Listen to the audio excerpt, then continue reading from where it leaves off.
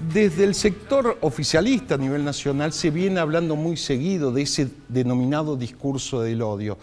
Pero vale recordar o observar, porque todo dato, toda manifestación, toda declaración, y más aún en el contexto político, significa una comunicación, valga la redundancia. Cuando hablan del discurso del odio, básicamente son desde ese sector de oficialismo a nivel nacional. Un abogado que dice que el fiscal Luciani y el fiscal Mola pueden terminar mal, la vicepresidenta diciendo que Luciani y el otro fiscal, más que fiscales, parecen unos trolls, ¿no? Entonces cabe preguntarse desde qué lado empieza a surgir y a resurgir y en ese constante mensaje del discurso del odio. Mientras tanto, la oposición a nivel nacional no tiene un líder concreto y sólido, como sí lo tiene el Frente para la Victoria, que te puede gustar o no, pero hoy se llama Cristina Fernández de Kirchner. Mientras tanto, me parecía en este recorrido que damos en imágenes de las cosas políticas que vienen pasando en la Argentina, esta imagen, fíjate, te la describo, quien está acá era el mediático en su momento, Matías Tombolini, economista del sector de Massa, hoy actual secretario de Comercio del Interior, y todos los integrantes que están ahí, más los subsecretarios seguramente, etcétera, convirtiendo, escucha bien por si no lo leíste, las figuritas del Mundial en una cuestión de Estado.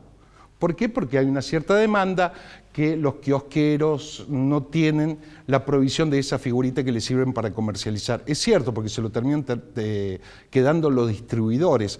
La fábrica hace las figuritas, pero se le terminan quedando los distribuidores y no termina llegando a los kioscos y lo terminan comercializando vía internet debido al furor que tienen las figuritas de cara al Mundial de Qatar. Pero fíjate cómo terminan intentando convertir una foto de comunicación política de gestión en una cuestión de estado de figuritas, cuando un secretario de Comercio, si bien no depende de él específicamente, porque arriba de él está Sergio Massa, pero sí podría estar reunido, entre otras cosas, con empresarios para intentar, por lo menos, frenar un poco la inflación, que ya estamos cerca del 90% interanual. Esta es la cuestión de Estado. El secretario de Comercio del Interior de la Nación convierte en una cuestión de Estado las figuritas del Mundial.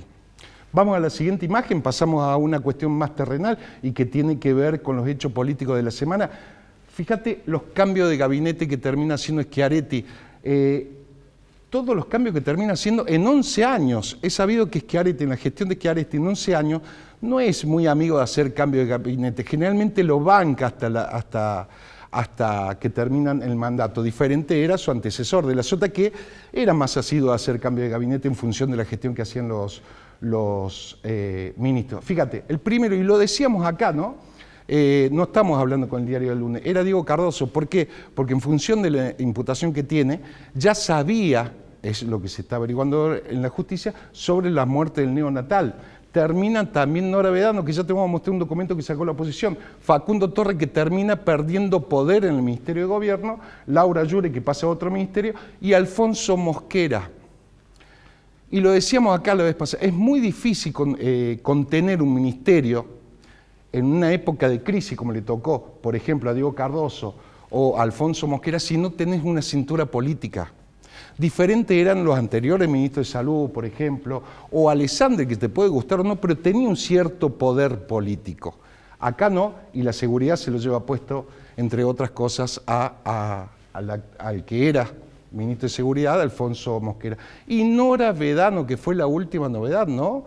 En función de algunas irregularidades que hubo en la Agencia Córdoba Cultura, con un documento, la otra placa que tiene, que la oposición, fíjate, de la legislatura saca, y que tiene que ver con esto. 58 millones de pesos a una obra de Pepito Cibrián. Esto no se hizo, pero lo concreto es que una de las causas de que termina renunciando Nora Vedano es este polémico intento de contrato con Pepito Cibrián. Es un documento que saca, bueno, en este caso de la oposición, Dante Rossi, de Juntos por la Unión Cívica Radical. Vamos a otra placa más terrenal todavía y que tiene que ver con los centros vecinales. ¿Te acordás? Diego Casado, concejal de Hacemos por Córdoba. Fíjate con quién está al lado.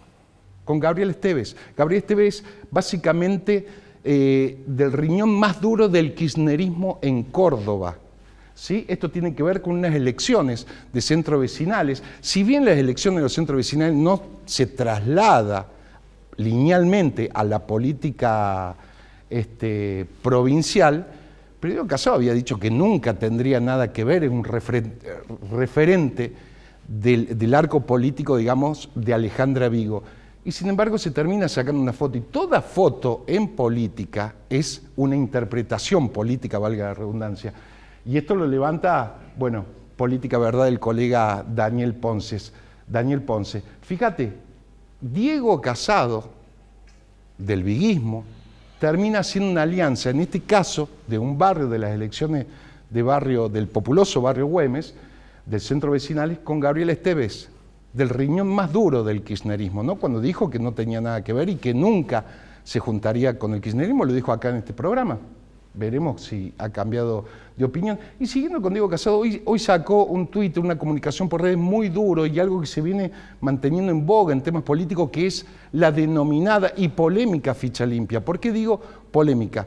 Porque hoy el referente a nivel provincial, por lo menos el que tiene, el que sale a hablar más con eso, es el legislador provincial Marcelo Cosar, diciendo que el oficialismo no se lo quiere aprobar, que es una vergüenza, que Córdoba, etcétera. Bueno, Diego Casado salió muy duro con eso.